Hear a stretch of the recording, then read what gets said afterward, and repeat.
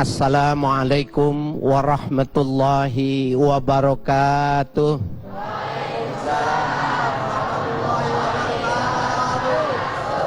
Bismillahi walhamdulillah, wassalatu wassalamu ala rasulillah wa alihi wa sahbihi wa mawala. La haula wa la quwwata illa billah, amma ba'du. Para alim ulama, para asatiz, para hujjaj, bapak-bapak, ibu-ibu, hadirin hadirat yang kami muliakan, terlebih kepada guru kita Bapak Kiai Haji Syarif Rahmat dan Al-Habib Gais As-Sagaf yang insya Allah nanti secara bergantian akan menyampaikan kajian pada kita sekalian. Bapak Ibu sekalian yang berbahagia, kita pada kesempatan ini akan membicarakan tentang 4 mazhab.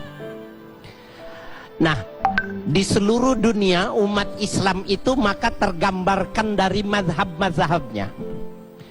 Orang Indonesia, Ethiopia, Malaysia, maka mereka dikenal dengan orang yang bermazhab Syafi'i. Orang Pakistan, orang Afghanistan, orang Bangladesh, India, Turki, mereka adalah orang-orang yang berhaluan Hanabilah. Kenapa? Karena mengikuti pendapatnya Imam Abu Hanifah. Orang di Afrika Utara, Afrika Barat, Sudan, Maroko, ya, Mesir, mereka mengikuti pendapatnya Imam Malik bin Anas.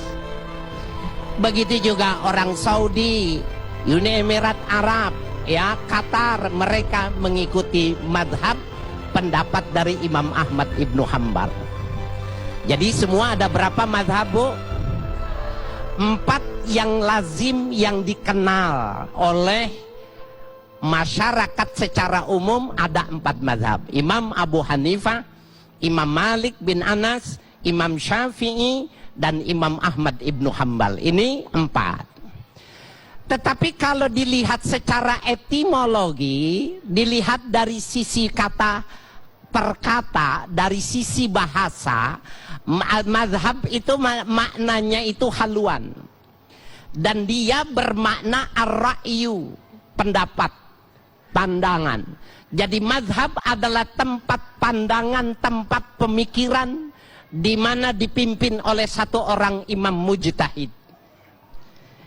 Tetapi kalau kita lihat pada terminologi mazhab, sebenarnya pada zaman Nabi, setelah Nabi wafat, kemudian agama berada pada tangan-tangan para sahabatnya.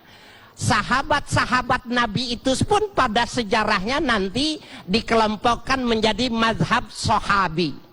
Jadi kalau ditanya mazhab yang pertama itu apa, secara ya terminologi adalah mazhab sahabat. Karena sahabat-sahabat itu mereka apabila ingin melakukan sesuatu, mereka duduk bersama melakukan ijtihad bersama. Contohnya seperti taraweh. Padahal sebelumnya tidak ada taraweh masing-masing. Taraweh sendiri-sendiri, kemudian taraweh berjamaah dengan satu imam, taraweh dengan 20 rakaat, maka ini disebut dengan ijma sahabi, dan ini juga disebut dengan mazhab sahabi. Mazhabnya para sahabat. Barulah pada periodisasi setelah tabi'in, tabi'ut tabi'in, ya, baru dikenal seorang yang namanya ya Nu'man bin Thabit. Nah, Nu'man bin Thabit lebih masyhur dikenal dengan Abu Hanifah.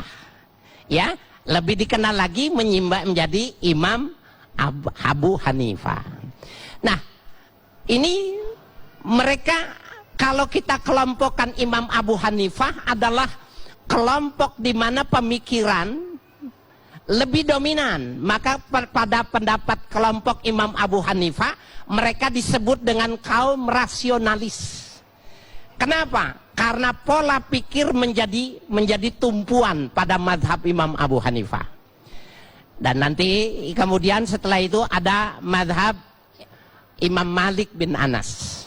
Dan pada periodisasi Imam Malik bin Anas, maka karena hadis sudah mulai terkumpul, maka mereka haluannya berubah menjadi tradisional tekstualis. Sebuah agama dikembalikan kepada teks Al-Quran dan teks Al-Hadis. Ini dua nanti insya Allah Kiai Syarif Rahmat akan gamblang menjelaskannya. Nah, saya ingin memberikan sebuah titik penekanan pada kesempatan ini tentang Imam Syafi'i. Nih ibu-ibu yang hadir di sini mazhabnya apa, Bu? Syafi'iyah. Jadi mengikuti mazhab Imam Syafi'i, maka kita disebut dengan Syafi'iyah. Orang-orang yang berhaluan kepada Imam Syafi'i. Siapa Imam Syafi'i itu? Imam Syafi'i itu ya seorang yang masyhur, ya, seorang yang sangat luar biasa. Beliau lahir pada tahun 80 ya Hijriyah dan wafat pada tahun 150. Jadi umurnya kurang lebih cuma 52 lebih sedikit. 52 tetapi mampu menggemparkan dunia karena pendapat-pendapatnya. Bahkan siapa yang tidak kenal Imam Syafi'i ketika beliau ini lahir pada tahun 80 Hijriah di Gaza, Palestina. Ibu tahu Palestina? Ibu tahu Palestina? Pernah ke sono nggak? Berarti ibu pernah dengar sama seperti saya. Beda sama Mas Agung yang sudah berulang-ulang. Mudah-mudahan kita bisa ke sono. Amin. Beliau lahir di Gaza, Palestina tahun 80 Hijriah.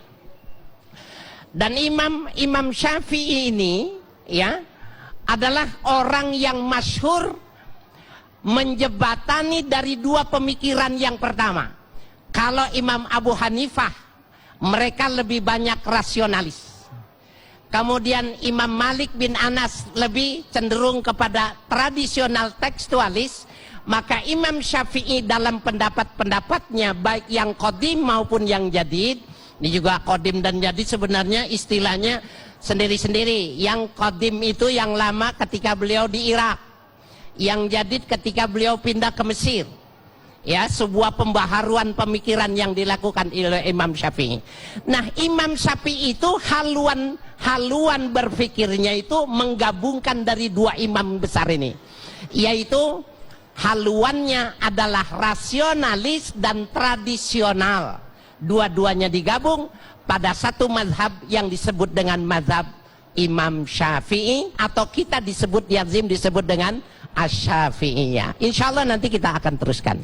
Subhanallah, pemirsa yang dirahmati Allah, berbicara tentang mazhab tentu saja mengantarkan kita pada kegaguman kitab suci Al-Quran yang diturunkan oleh Allah kepada Rasulullah Nabi Muhammad SAW dan diajarkan kepada para sahabatnya, sahabatnya mengajar kepada tabi'in dan seterusnya. Disinilah muncul perbedaan dalam memaknai kitab suci ini. Dalam segmentasi selanjutnya nanti kita akan mengenal beberapa fikih dan tentu saja berkaitan dengan tokoh-tokoh yang melahirkan mazhab-mazhab yang sangat luar biasa tentunya. Selepas pesan-pesan berikut ini, Damai Indonesia yang dipersembahkan oleh Sarung Wadimor, tentu sarung kita. Kita tadi saya sudah menjelaskan ya, pengikut Imam Ahmad Ibnu Hambal itu Saudi Arabia, Emirat Arab, Qatar dan sekitaran Jazirah Arab. Oleh karena itu mazhab Wahabi itu banyak mengikuti pendapatnya Imam Ahmad Ibnu Hambal. Kemudian Wahabi itu sendiri berkembang lagi, sekarang pengikut para Salafi. Mereka juga masih berhaluan mengikuti pecahan sembahalan daripada pendapatnya ini tadi.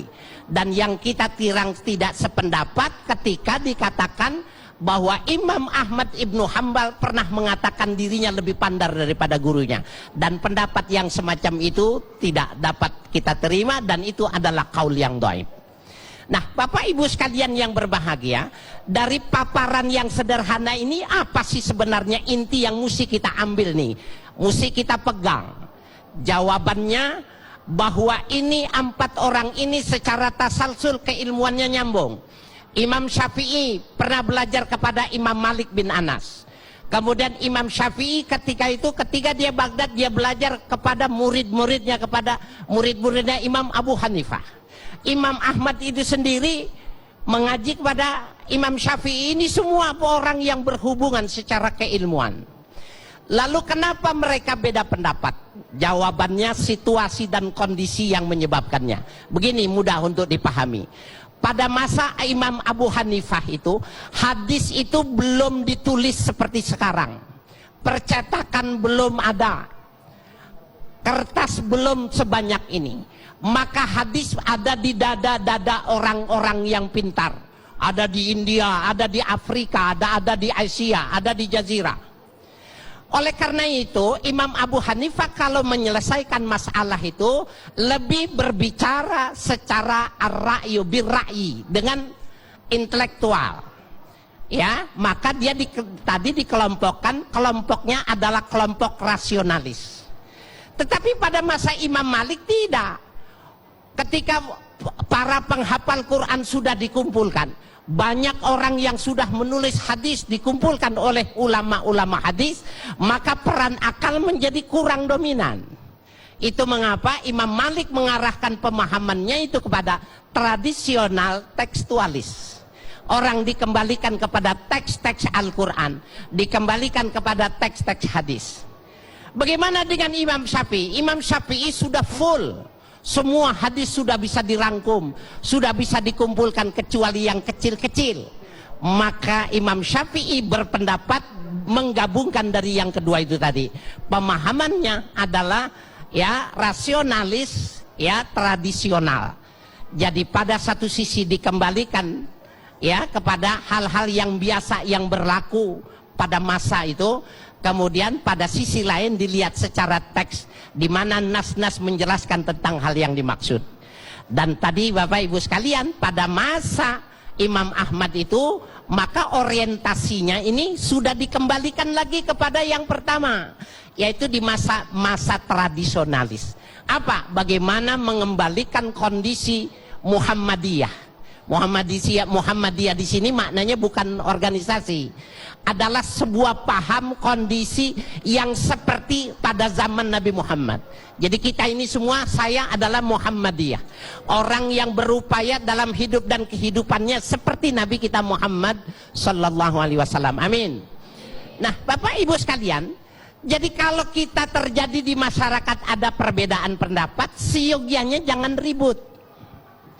Jangan mencerca, jangan mengkafir-kafirkan kepada orang yang tidak sejalan dengan pemikiran. Itu yang paling penting nih. Bu, Ibu paham nggak? Jadi intinya, kalau kita lihat ada orang yang beda madhab dengan kita, jangan dicerca. Kenapa begitu? Ada seorang pakar yang sangat luar biasa, ya, yang menjelaskan tentang ini. Dan tentunya nanti juga akan dijelaskan oleh Habib kita dengan Kiai Syarif Rahmat yang akan menjelaskan langsung. Saya tidak mungkin karena keterbatasan waktu. Saya kira nanti akan dijelaskan apa sih manfaatnya dari perbedaan-perbedaan ini, insya Allah setelah ini.